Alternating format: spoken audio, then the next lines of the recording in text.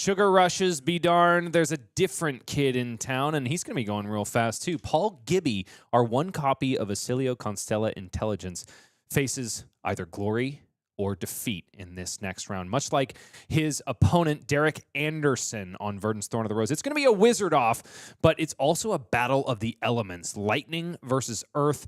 It's Rosetta through and through. Michael, you excited or what? Oh, yeah. I love wizard gameplay. I love Oscilio. I'm looking very forward to this match. I could not agree more. I am a recent adopter of Oscilio myself, so I'm definitely looking for a lot of watts of power. But, you know, Verdance, in her own regard, can do a lot of disruptive things when it comes to setting up a big fat combo.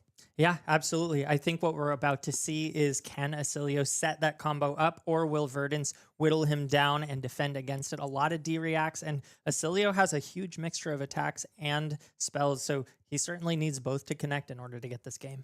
The choice of Arcane Barrier is probably going to be one of the most interesting ones, not necessarily for Oscilio, but probably for Verdance. Which slot comes up? Will it be the Metacarpus node or the Stonewall Gauntlet that makes its way into the equipment suite? Time will tell, but first and foremost, let's go over the Players' Championship Swiss format one more time. If you look all the way to the right side of your screen, that is exactly where we are. 3 tables remain, 3 pairs of players that are going for the win and in or lose and out. It's all on the line here, and therefore it is my favorite round of Swiss at the Players' Championship. Everything is on the line. Both players on either side of the table will enter this bracket 2 and 2, and as Bryce just mentioned, seal their fate one way or the other, moving up or moving out.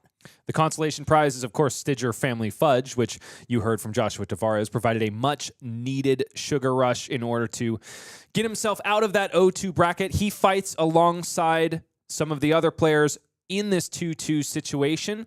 It's also important to mention at this point that seeding is very relevant here at the Players' Championship. All throughout Swiss, the higher seed over the year, meaning the player who accumulated more AGE points, essentially, has the choice of turn order. So, because it's Paul Gibby in the 8th seed versus Derek Anderson in the 16th seed, Paul Gibby will have the choice of turn order.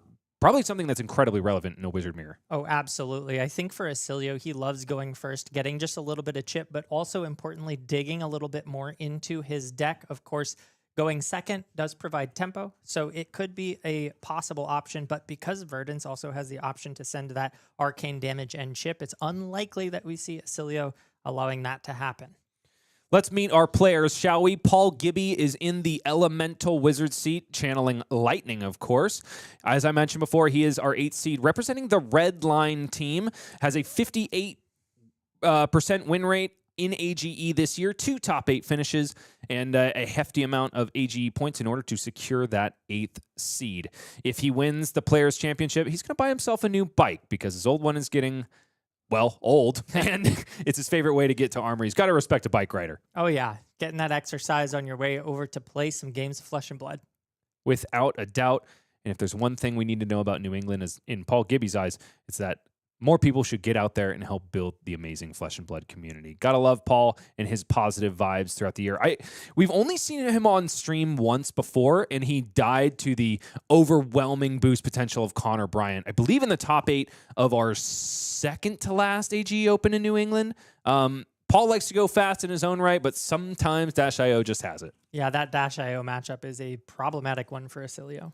But Paul Gibby has brought the sauce. Let's see exactly what the 80 is, though. The first thing my eyes are drawn to are the number of Burn Bears and the number of Seduce Secrets, a card that has been making its way into a lot of Oscilio lists in the top 8 representation. I know in Kansas City there were several copies of Seduce Secrets. You, as an Oscilio player, Michael, what do you think of this card? So it's a little bit clunky. Obviously, you need it to be in the arsenal in order to get its full effect, which draws a card, which is really powerful when you get it off. Not to mention you get that hand information. It says that you can look at the opposing player's hand, and if it's played from arsenal, you can draw a card, which is really, really nice for going super wide.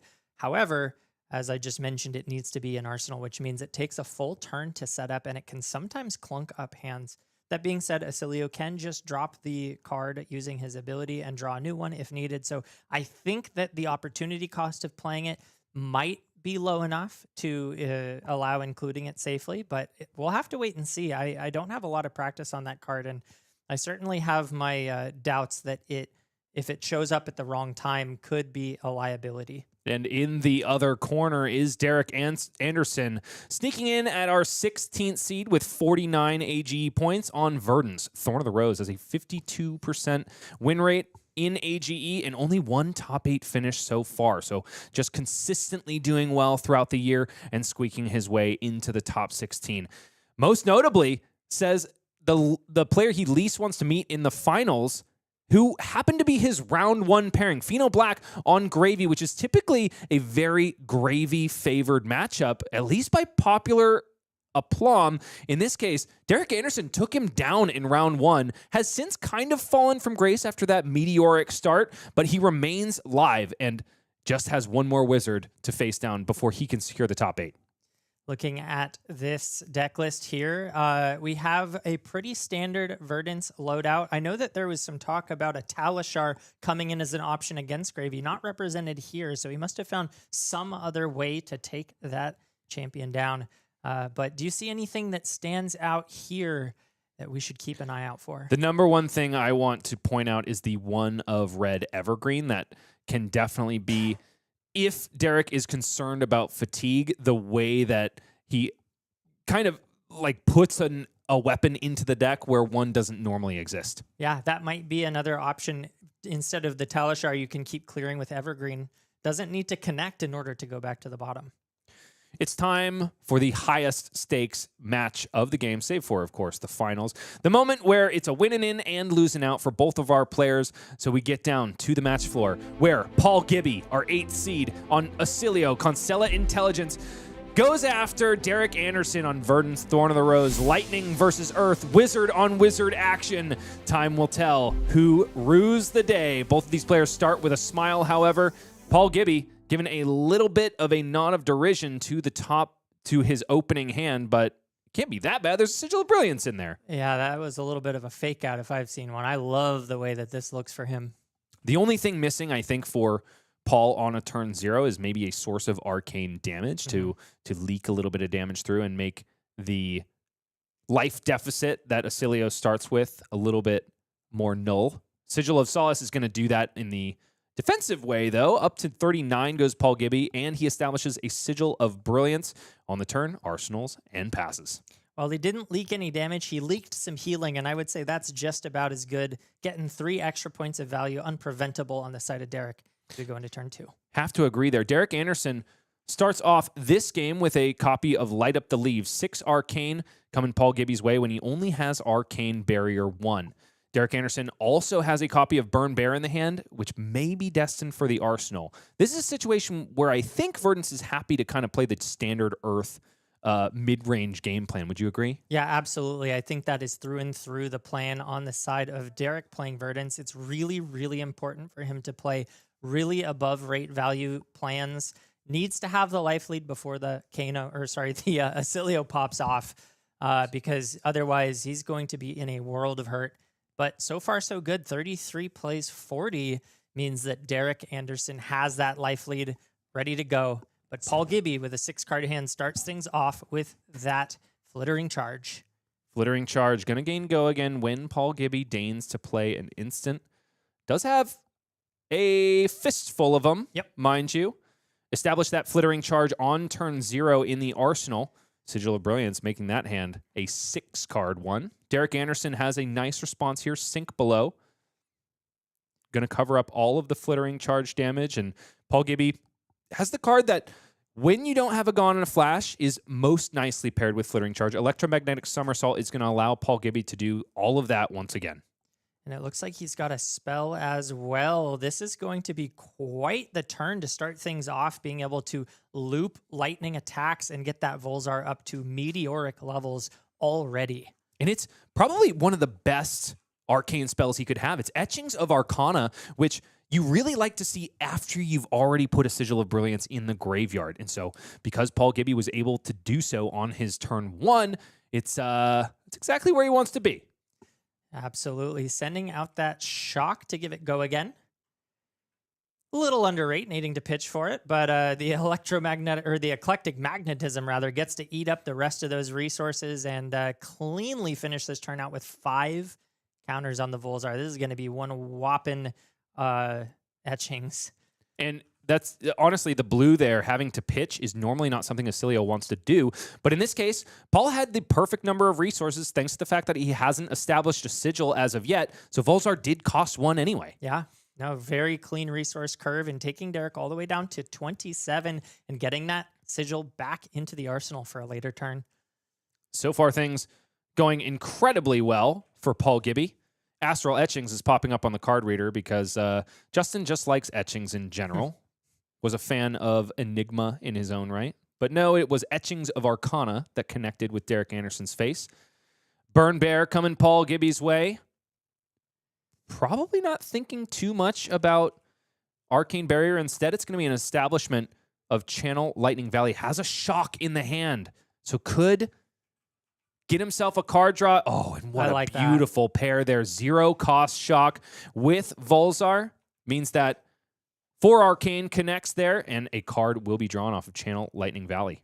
Yeah, really well utilized. There were a bunch of cards that on their own were not worth a lot of value, but eking it out, drawing a ton, and cycling through means that Paul Gibby gets to have another really scary turn here, drawing back up to 4 at the start, plus threatening a second draw off the Channel Lightning Valley. Sigil of Brilliance pops here. The card drawn is Mind Warp. That is the last piece to make this hand sing. Flittering Charge comes down, amp 1 on Volzar. Plenty of instants in the hand. And Channel Lightning Valley at the ready to draw more cards. No block, says Derek Anderson, because there's a copy of Rootbound Carapace in the hand. 27 plays 23. And here we go. The first decomposition of the game is going to cover up all the damage on this Flittering Charge. Derek now hoping it's not a Lightning Press that's going to give go again. Yeah, that would hurt. Fortunately for him, it's just a Sigil of Conductivity here. Go again gained for that Flittering Charge. Sigil of Conductivity is one of those cards that you can usually just depend on to give you free Volzar activations for the entirety of the game, but when your opponent is sending Arcane at you, it's not really a foregone conclusion. Mind Warp coming in for 4 Arcane. Yeah, I don't know why he just did that. He could have played out the current funnel for an extra amp I think it's 2 more damage. I think he just wants to keep Channel Lightning Valley around. That's fair. That's a good choice. I don't hate this. Channel Lightning Valley is one of those cards that was so easily flowed by Aurora in the past. Oscilio has a harder time doing that because he just wants to play all of his cards rather than pitch them. So Paul, perhaps thinking that keeping Channel Lightning Valley around 1 more turn is worth the loss of basically 3 damage off of playing the current funnel. Yeah, no, in hindsight, I think you were absolutely right. I like that a lot. It helps set up for later, and you still get the card draw knowing that Arcane's coming in for 4, so a pretty clean way to keep the Channel Lightning Valley around and just set up again. This is what Oscilio does. Set up, set up, set up, and then go off. And there we see he's got the first copy of Gone with a blink. And a Mind Warp. This is a scary hand for Derek to face down. He just draws up. We might be seeing some combo here, folks. 27 plays 22, but by the time this turn is over, it's going to be a very different story. Here comes Gone in a Flash. No defensive value gained off of Lightning Greaves yet, but when you have the combo, you have got to hit the button as Oscilio. Yeah, he might even be able to get this off without cashing in the Lightning Greaves because of that blink and the eclectic magnetism in the arsenal. He's got enough to send it, arsenal it, and keep the boots around. You are right about that, Michael. This is probably not going to be the combo turn, but it's still going to do some serious damage. I had thought that I saw a blue instant. Oh, no. Here we go. It's time for boots. Lightning Greaves cashed in here thanks to the Fiendal Spring Tunic. Sigil of Lightning bounces Gone in a Flash. Total amp so far on Volzar is 2. Gone in a Flash, the second comes down. Channel Lightning Valley, ever present, ready to draw a card. The second, a piece of damage leaks through. Derek Anderson putting a Balance of Justice and Barkskin of the Millennium Tree out to block. Positioning to see if he can make his way through this turn without providing an extra card to Paul Gibby. Blink, going to get the action point back and also pop Gone in a Flash back into the hand. Now has 2 action points as well. 2 action points float here. Lightning Greaves for the remainder of the turn, giving every single instant card go again. It's not the most perfect combo turn I've ever seen. I wish he didn't use those boots. He didn't need them. Mm-hmm. Gone in a Flash, amps up Volzar to 5.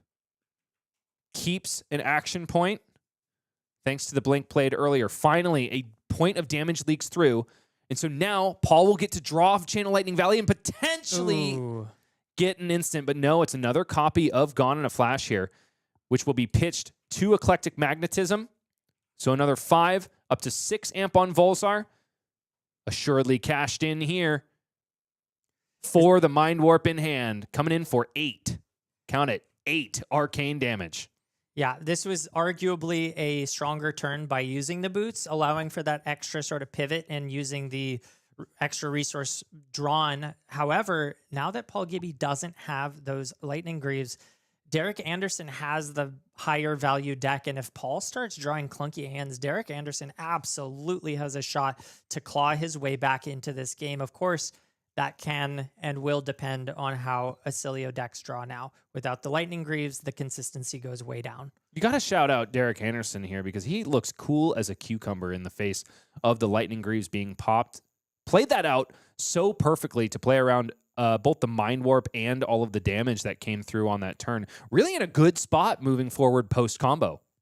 Yeah, absolutely. Paul drawing back up to 4 cards here with a Lightning Sigil, giving a little bit of reprieve to the possible consistency issues.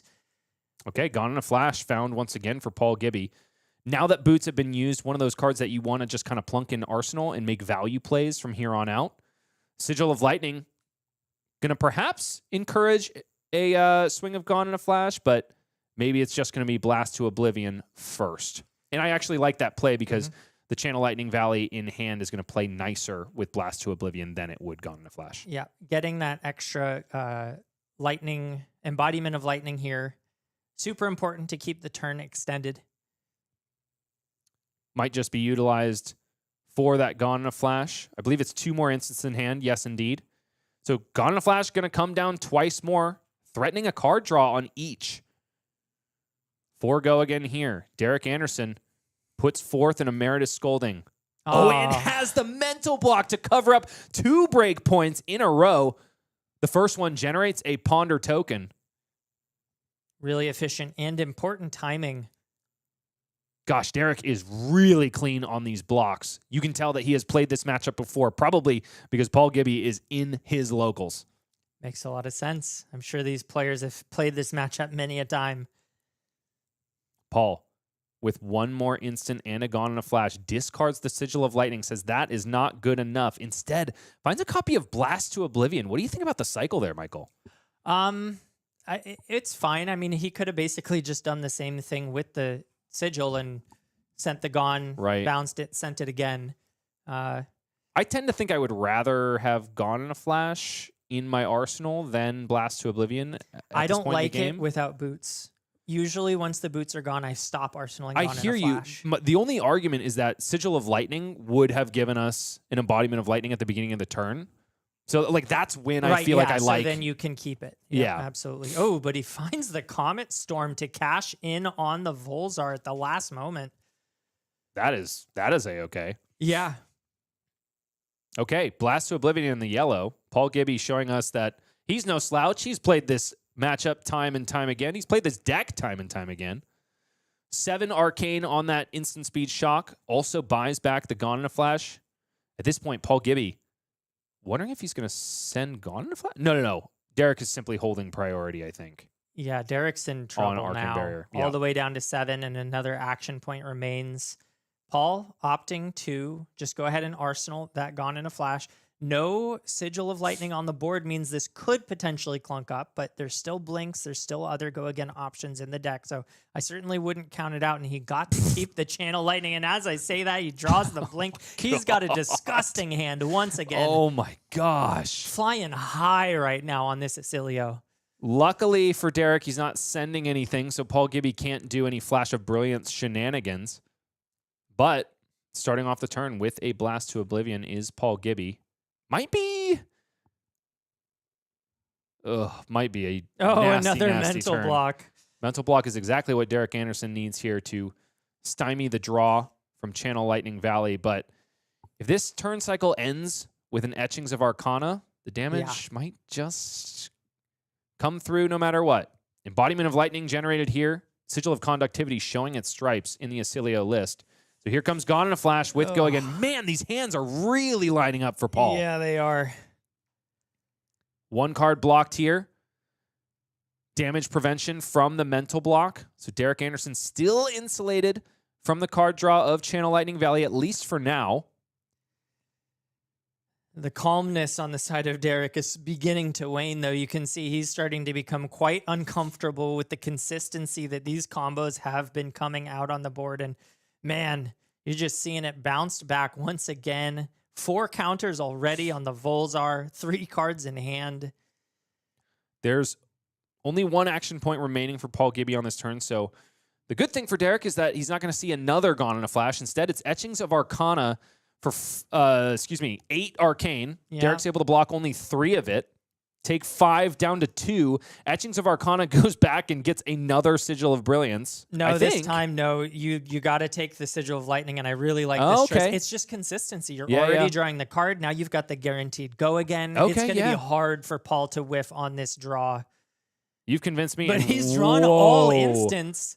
With 2 lightning presses, though. Okay, he's got a little bit of reprieve here with the... but does he have a spell? It's a Gone in a Flash in the arsenal, right? It's Gone in a Flash in the arsenal. But we've got a draw to deal with here first. Derek Anderson, once again, astutely kind of not by his own choice, but not attacking into the Flash of Brilliance for Paul Gibby to get Flash of Brilliance back. Blast to Oblivion is the draw here. Digging for a spell, hasn't found it. Paul Gibby still has the opportunity to activate Aether Bindings of the 3rd Age, but without any spells found. And he found it. There it is. I don't think he needed that extra amp to close it. Not. He's pretty safe here with Derek only at 2. So I like the choice not to pop it just in case, and then you could save it for later if you don't find the spell. Yikes. Blast to Oblivion, covered up by Rootbound Carapace. Oh, and he's got the double lightning press too, so he's going to need another D-React to survive here. No, he discarded one of the lightning presses. Okay, well. Yeah. Still. That's and it. that's the fist bump. Oh, my goodness. Doing Oscilio things. This ain't no microwave. That's the Constella intelligence sending 50,000 watts of power the Earth Wizard's way. And honestly, based on the way the draw sequences played out, I don't know if there was anything Derek could have done in that situation. That drew up.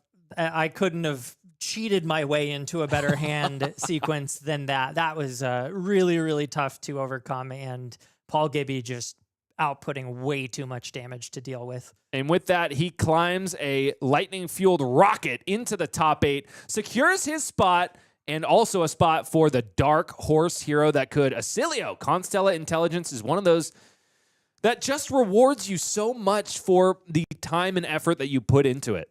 Absolutely. And I have myself wondering here what the road to get to this point looked like for him, which heroes took him down and which ones he beat. I know that Oscilio struggles a little bit into a more aggressive field since it can take time for him to set up.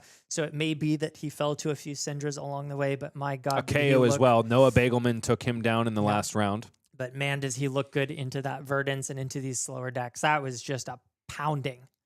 And I think it's a really astute meta call of late, right? Because Earth is at the top of their game, minus Florian losing some stocks, don't get me wrong. Gravy Bones, you got a fantastic matchup in him, especially now that he's lost some of that offensive overlap from an overwhelming amount of tipples. Yeah. Gravy slowed down a little bit, which gives more edge into Oscilio. And we saw here what happens when he gets to just play his game plan unfettered, and it is painful. And also when the deck cooperates. I mean, I have been in Paul's seat where I'm getting not even like 20% of the good hands that he got right there. Yep. It's just one of those decks that I think is very high rolly, but when it lines up, you can't lose. And certainly seems like, sure, the zero cost shock addition is a big juice to the deck, but I think also it provides a lot more agency to the players that are good at the deck. it makes it a content. Like I definitely don't feel like it is a contender for no reason. It still takes a lot of skill. Sure, you can high roll your way into combos that just end games, but Paul was playing that well from turn cycle to turn cycle, not just that well on the combo turn. Absolutely. And we even did see a few turns that you and I would have played differently. I was a little bit hesitant about the timing on the boot spot, but he wasn't. He saw it and he went for it, and it did not slow him down in the slightest. He never needed that piece again, just kept rolling the go again, kept getting the ability to go wide and converting all of his cards, and just absolutely crushed it. Commendations go to Paul Gibby and the Constella intelligence, but also, as we say a very sad goodbye to Derek Anderson, we have to give him a nod and a salute of approval after taking down Pheno Black, an amazing board state hero player in general, and also a guy who's been putting a lot of reps into Gravy Bones, despite the fact that Verdance is normally considered a slouch into him. So Gravy Bones has one loss thanks to Verdance in the hands of Derek Anderson. So as we say goodbye, we also say, well done, Derek. Well done indeed. We'll be back in short order with the announcement of our top 8. But before that, we're going to see if we can encourage store owner Katie Lamar of Grave Troll Games into the spotlight. Once again, we love having her on camera. We're going to see if we can get a live Stidger family fudge review. All that and more Flesh and Blood, of course, in a bit. Don't go anywhere. And we're back, folks, here with Paul Gibby, winner of the final round, barely scraping by. Well, not in the game, but in terms of games won and lost, you made it 3-2, and now you are locked into the top 8. How are you feeling? Oh, I'm feeling pretty high. Awesome. Like this is great. Oh, did my screen go out? Nope. We're Oh, good. okay. It's just on your end. Okay. Yeah, so I shocked is the way that I feel, and it's not just because you are playing the lightning hero Oscilio. The way that your hands lined up that game was impressive. How did you feel as you were playing through that match? Yeah, basically everything went right. Yeah, it really looked like it. Walk me through Tuesday. the way that this matchup normally goes in a world where you don't get the perfect draws. So against Verdance, I'm mostly aiming to play a more mid-range game. Mm-hmm. Like she's one of the few matchups where I bring in cards like Tunic and Eclectic Magnetism, Mm-hmm. where I'm okay just paying Tunic resource, Eclectic, send one of my zaps with some amp. Yeah. And I'm generally okay playing these 2-card hands while I wait to set up like the perfect combo. But when the deck just hands itself to me like that, I'm just gonna go blasting. Yeah, absolutely. There was the turn where you decided to crack the lightning greaves where in the moment I was raising an eyebrow, wondering if it was time to go yet. You had a pretty darn good turn without the boots, but it looked like you were just confident and said, I don't need these anymore for the rest of the game. I just want to send as much damage as I possibly can. Was there a consideration to hold back a little bit on that turn, or were you just locked in and ready to go? There was. It was largely because I had the Channel Lightning Valley out that made the decision for me. Mm-hmm. Because I knew I was going to get another card, Mm-hmm. and that extra card would just make the combo likely better than any other hand I could have gotten. Yeah, that makes a lot of sense. You ended up using that extra card to pitch to play the Eclectic Magnetism. And that was a lot of extra damage being able to send Yes. out there. Yeah. Obviously, you crushed this game, but I'm curious about your path to getting here. You've obviously just finished playing 4 other games before this. Can you walk me through how those matches went and the ups and downs, the highs and lows of your day so far? Yeah. So round 1 was against Joe Kaiser on Kasai. And we've played this matchup before several times.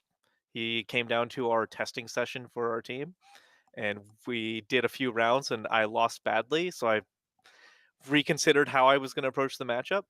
And next time I faced him at an AGE event, I used what I learned and beat him very handily.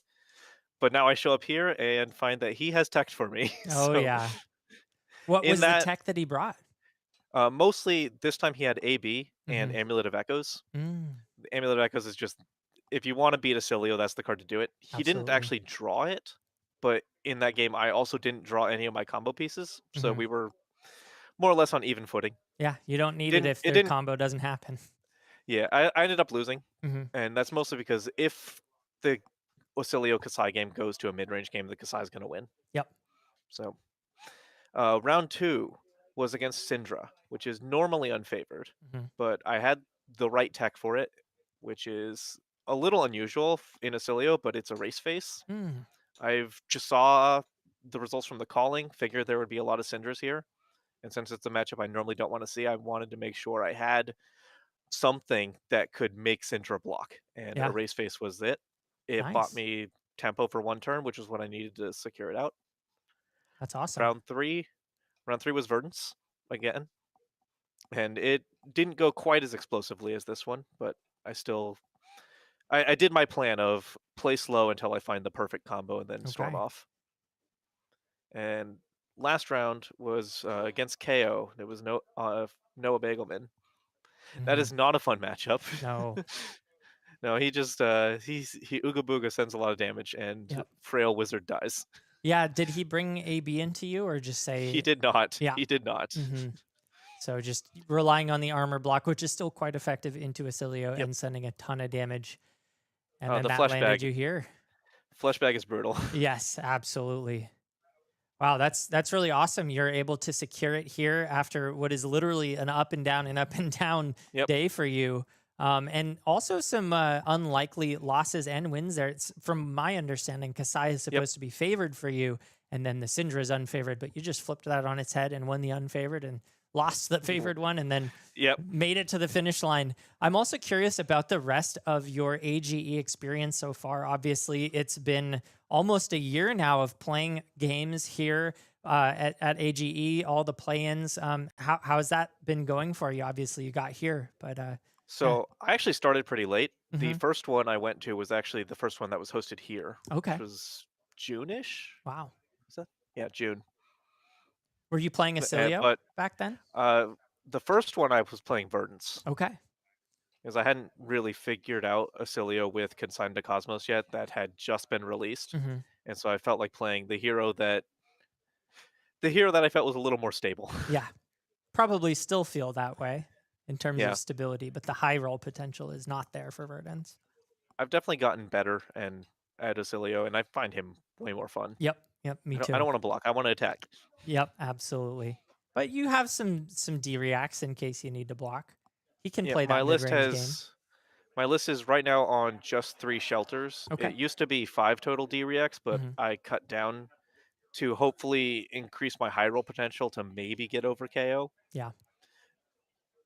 I think that makes a lot of sense in a slower meta. Obviously, it's kind of, there's a valley right now. There's the slow decks and then there's the really fast decks. Not a Mhm. ton of like super mid range. So I can see the argument for picking one side or the other, and it sounds like you've really gone the aggressive route. Yep. So it sounds like you had a pretty successful season if you were, going into it that late and making it all the way here. So I have just a few final questions for you. Obviously, you've got the family fudge. Yep. I hear word from my producers, you're saving it for your home, but obviously I there's a am. lot of ravings going around. What are you hearing about the fudge at the game store? I'm hearing that it makes life worth living. Wow. So So you're gonna save it for just in case you drop out early. You've got something to live for when you have to yes. go back home. Yeah. Awesome. Well, do you have any other shout outs or anything that you want to say before we wrap things up? I just checked my phone and saw that my mom was watching me. So Oh, shout out my mom. shout out your mom. Yep.